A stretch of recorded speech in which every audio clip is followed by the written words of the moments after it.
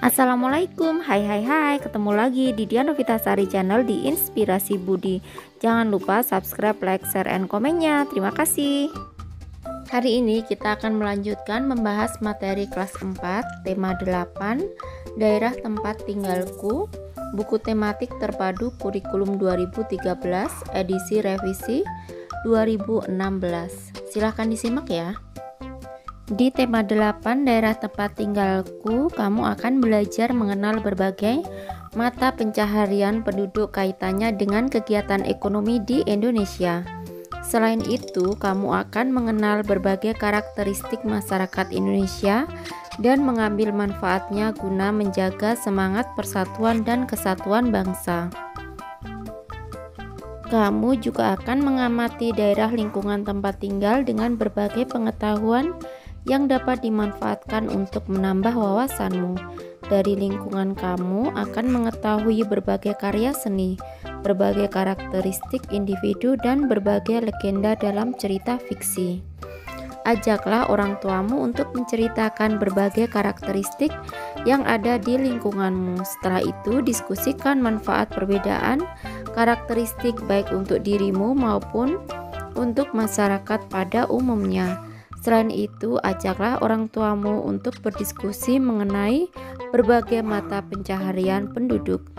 Misalnya, mengapa lingkungan mempengaruhi mata pencaharian penduduk? Halaman selanjutnya, subtema 1, lingkungan tempat tinggalku. Tempat tinggal adalah tempat manusia menetap untuk berteduh dari keadaan alam, serta tempat melaksanakan hak dan kewajibannya dalam menjalani hidup. Tempat tinggal manusia biasanya berwujud rumah. Tempat tinggal merupakan kebutuhan utama bagi manusia.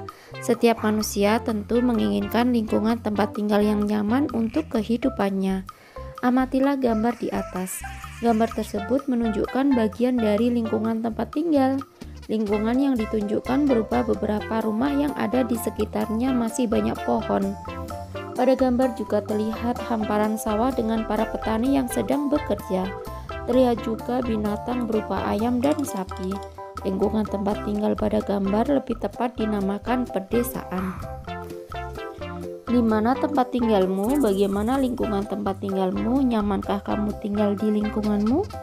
Ayo berlatih, ceritakan tentang lingkungan tempat tinggalmu. Nyamankah kamu dengan lingkungan tempat tinggalmu? Apa alasanmu? Tuliskan cerita pada selembar kertas, kemudian bacakan di depan teman-temanmu. Lanjut halaman 2, pembelajaran 1. Aku dan keluargaku berasal dari Jawa Barat. Di Jawa Barat terdapat banyak tempat wisata, di antaranya Telaga Warna. Apa kamu pernah mendengar cerita asal mula Telaga Warna? Ayo kita cari tahu. Udin dan keluarga sedang berlibur di daerah asalnya, yaitu Jawa Barat. Di lingkungan tempat tinggal Udin di Jawa Barat terdapat tempat wisata Telaga Warna. Telaga Warna terletak di kawasan Puncak Bogor. Saat Udin berwisata di Telaga Warna, ayah Udin menceritakan asal mula Telaga Warna. Cerita asal mula Telaga Warna merupakan cerita turun-temurun yang terkenal di daerah tersebut. Bagaimana cerita asal mula Telaga Warna? Bawahnya ayo membaca. Bacalah dalam hati cerita asal mula Telaga Warna berikut. Judulnya Asal Mula Telaga Warna. Dahulu kala di Jawa Barat ada raja dan permaisuri yang belum dikaruniai anak. Padahal mereka sudah bertahun-tahun menunggu. Akhirnya raja memutuskan untuk bertapa di hutan. Lanjut halaman 3. Di hutan raja terus berdoa kepada Yang Maha Kuasa. Raja meminta agar segera dikaruniai anak. Doa raja pun terkabul. Permaisuri melahirkan seorang bayi perempuan. Raja dan permaisuri sangat bahagia. Seluruh rakyat juga bersuka cita menyambut kelahiran putri raja. Raja dan permaisuri sangat menyayangi putrinya. Mereka juga sangat memanjakannya. Segala keinginan putrinya dituruti. Tak terasa putri raja telah tumbuh menjadi gadis yang cantik. Hari itu dia berulang tahun ke-17. Raja mengadakan pesta besar-besaran. Semua rakyat diundang ke pesta. Raja dan permaisuri telah menyiapkan hadiah istimewa. berupa kalung. Kalung terbuat dari untaian permata berwarna-warni. Saat pesta berlangsung, raja menyerahkan kalung itu. Kalung ini hadiah dari kami. Lihat, indah sekali bukan? Kau pasti menyukainya, kata raja. Raja bersiap mengalungkan kalung itu ke leher putrinya. Sungguh di luar dugaan, putri menolak mengenakan kalung itu. Aku tak suka kalung ini, ayah, tolak putri dengan kasar. Raja dan permaisuri terkejut. Kemudian permaisuri berusaha memujuk putrinya dengan lembut. Permaisuri mendekat dan hendak memakaikan kalung itu ke leher putrinya. Aku tidak mau, aku tidak suka kalung itu. Kalung itu jelek, teriak putri sambil menepis tangan permaisuri. Tanpa sengaja kalung itu terjatuh.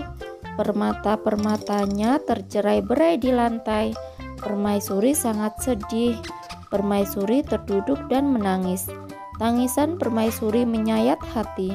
Seluruh rakyat yang hadir turut menangis. Mereka sedih melihat tingkah laku putri yang mereka sayangi. Tidak disangka air mata yang tumpah ke lantai berubah menjadi aliran air. Aliran air menghanyutkan permata-permata yang berserakan. Air tersebut mengalir keluar istana dan membentuk danau. Anehnya, air danau berwarna-warni seperti warna-warna permata kalung putri. Kini danau ini dikenal dengan nama Telaga Warna. Lanjut halaman 4. Jawablah pertanyaan-pertanyaan berikut berdasarkan cerita di depan. Nomor 1. Siapa tokoh-tokoh yang terdapat dalam cerita tersebut? Raja, permaisuri, dan putri raja. Nomor 2. Di mana raja melakukan pertapaan? Di hutan. Yang ketiga, apa hadiah yang disiapkan raja dan permaisuri untuk ulang tahun putrinya? Kalung yang terbuat dari untaian permata berwarna-warni. Nomor 4. Mengapa permaisuri bersedih dan menangis? Karena sang putri menolak kalung pemberian raja dan permaisuri, dan tangan permaisuri ditepis oleh putri raja sehingga kalung yang dipegangnya terjatuh. Nomor 5. Bagaimana sifat putri dalam cerita tersebut? Angkuh dan sombong. Lanjut halaman 5. Ayo berlatih. Ceritakan kembali secara lisan dengan menyebutkan tokoh-tokoh yang ada dalam cerita asal mula Telaga Warna. Berceritalah di depan guru dan teman-temanmu. Ceritakan dengan artikulasi jelas, ekspresif, intonasi tepat, dan penuh percaya diri. Cerita asal mula Telaga Warna merupakan cerita fiksi. Cerita fiksi atau rekaan sengaja dikarang oleh pengarang.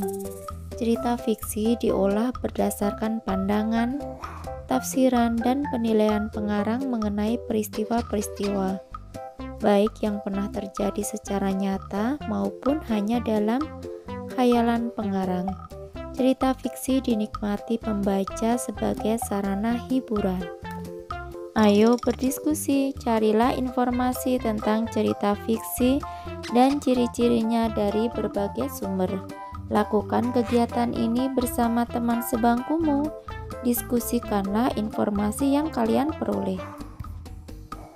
Kemudian tulislah informasi yang kamu peroleh. Misalnya seperti ini ya. Cerita fiksi diolah berdasarkan pandangan, tafsiran, dan penilaian pengarang mengenai peristiwa-peristiwa, baik yang pernah terjadi secara nyata maupun hanya dalam khayalan pengarang. Cerita fiksi dinikmati pembaca sebagai sarana hiburan. Ciri-ciri cerita fiksi yaitu bersifat rekaan, menggunakan bahasa konotatif atau bukan sebenarnya, memiliki pesan moral, dan memiliki kebenaran yang tidak mutlak. Lanjut halaman 6. Di dekat rumah Udin di Jawa Barat juga terdapat taman bermain. Udin dan saudara-saudara sepupunya bermain di sana. Dita ingin bermain ayunan. Udin membantu Dita menarik dan mendorong ayunan. Nah, ini adalah gambar taman bermainnya. Ayo mengamati. Udin menarik ayunan, kemudian Udin mendorong ayunan. Udin telah memberikan gaya pada ayunan itu. Apakah yang dimaksud dengan gaya? Gaya adalah suatu kekuatan yang mengakibatkan benda yang dikenainya dapat mengalami gerak, perubahan kedudukan atau perubahan bentuk. Gaya juga dapat diartikan sebagai tarikan atau dorongan yang dapat mempengaruhi keadaan suatu benda. Lanjut halaman 7. Gaya yang diberikan Udin terhadap ayunan yaitu tarikan dan dorongan. Akibatnya ayunan itu bergerak. Saat ditarik, ayunan bergerak ke belakang atau mendekati Udin. Saat didorong, ayunan bergerak ke depan atau menjauhi Udin. Apa yang dimaksud dengan gerak? Gerak adalah perpindahan kedudukan suatu benda terhadap benda lainnya, baik perpindahan kedudukan yang mendekati maupun menjauhi suatu benda atau tempat asal akibat benda itu dikenai gaya. Agar kamu lebih memahami tentang gaya dan gerak, lakukan percobaan berikut. Ayo mencoba. Buatlah kelompok terdiri atas 3 orang. Kelompokmu akan melakukan percobaan untuk membedakan gaya dan gerak. Mendorong dan menarik meja. Tujuan membedakan gaya dan gerak. Alat meja. Langkah kegiatan, letakkan meja di tempat cukup luas. Yang kedua, doronglah meja seperti itu, seperti yang digambar ya. Amati yang terjadi pada meja itu. Nah, kalian tentunya di dalam kelas juga pernah ya mendorong dan menarik meja. Lanjut halaman 8. Yang nomor 3, ini tariklah meja itu. Amati yang terjadi pada meja itu. Ayo menulis. Tulislah hasil percobaanmu dengan menjawab pertanyaan-pertanyaan berikut. Nomor 1, apa yang terjadi pada meja saat didorong? Meja akan berpindah. Yang kedua, kemana arah meja saat didorong? Saat meja didorong, maka meja akan bergerak ke depan. Lanjut halaman 9. Nomor 3, apa yang terjadi pada meja saat ditarik?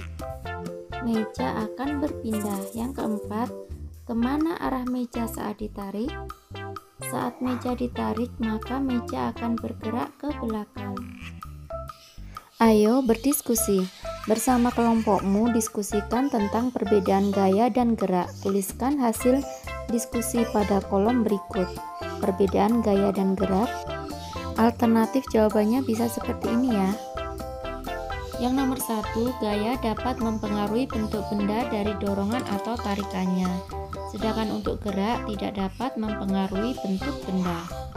Yang kedua, gaya tidak dipengaruhi oleh gerak. Sedangkan untuk gerak dipengaruhi oleh gaya. Yang ketiga, gaya kekuatan yang mengakibatkan benda dapat bergerak, berubah tempat atau posisi. Sedangkan gerak perpindahan kedudukan atau posisi benda. Yang keempat, gaya tidak bisa dilihat tetapi dapat dirasakan. Sedangkan gerak bisa dilihat.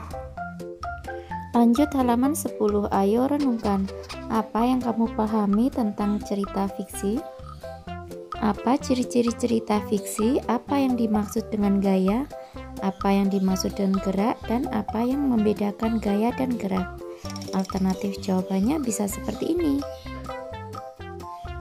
Apa yang kamu pahami tentang cerita fiksi? Cerita fiksi adalah cerita khayalan atau rekaan yang dibuat berdasarkan imajinasi dan kreativitas pengarang. Yang nomor 2, apa ciri-ciri cerita fiksi? Ciri-ciri cerita fiksi adalah bersifat rekaan atau khayalan, ditulis menggunakan bahasa yang konotatif, memiliki fungsi untuk menghibur serta terdapat pesan di dalamnya. Yang ketiga, apa yang dimaksud dengan gaya? Gaya adalah dorongan atau tarikan yang menyebabkan benda bergerak.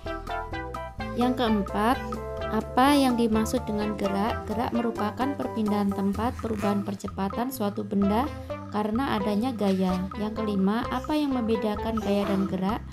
Jawabannya, gaya dapat membuat benda bergerak, sedangkan benda bergerak belum tentu memiliki gaya. Bawahnya, kerjasama dengan orang tua. Bekerjasamalah dengan orang tuamu, amati gaya tarikan dan dorongan yang kamu ketemui di lingkungan tempat tinggalmu.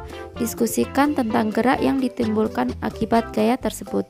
Tuliskan hasilnya pada kertas, kemudian ceritakan kepada guru dan teman-temanmu saat di sekolah. Nah, kiranya cukup sekian dulu video pembelajaran kali ini. Sampai ketemu di video pembelajaran berikutnya. Semoga bermanfaat. Wassalamualaikum warahmatullahi wabarakatuh.